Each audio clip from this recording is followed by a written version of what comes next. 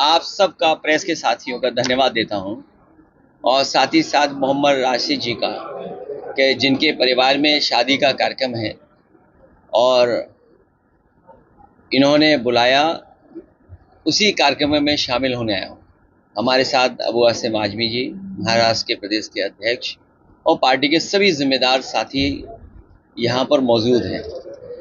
शादी के कार्यक्रम में, समारोह में आने से लाभ ये है कि सब लोगों से मिलने का मौका मिल जाता है और आजमगढ़ के कई शादी या पारिवारिक कार्यक्रमों में मुझे शामिल होने का मौका मिला है।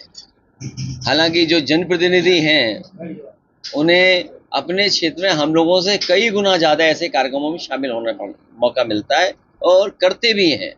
जब मैं लोकसभा का सांसद था पहली बार, दूसरी बार, हम लोग जानते हैं कि एक एक दिन में 20-20, 24-24 शादियां अटेंड करते थे। एक ही दिन में शादियों में भी जाना, किसी परिवार में कोई नहीं रहा, उन सदस्यों से मिलना, दुख सुख एक साथ और बांटने का, उन परिवारों से मिलने का हम लोगों को और जनप्रतिनिधियों को ये मौका मिलता है।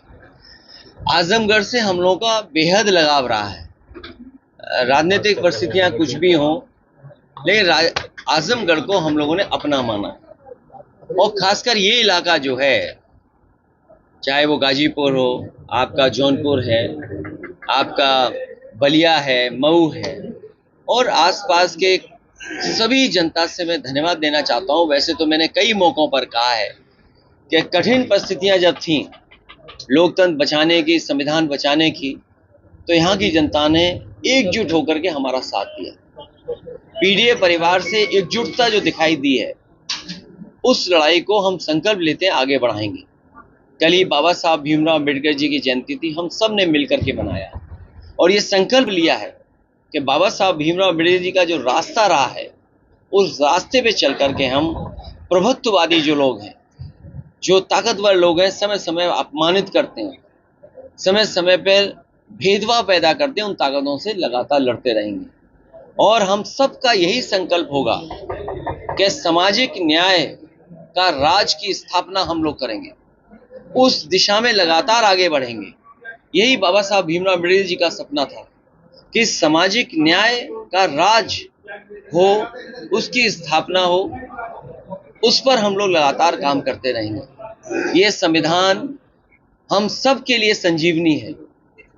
ये संविधान हमारे लिए ढाल बनता है, हमारे लिए ये सम्मान का विषय भी है। और बाबा साहब ने जो हमें संविधान दिया है, उससे ज्यादा हमारे लिए सम्मान की और कोई चीज नहीं हो सकती है। अभी तक तो हमारा आपका सम्मान बाबा साहब भीमराव अम्बेडकर के दिए हुए संविधान ने बचाया है।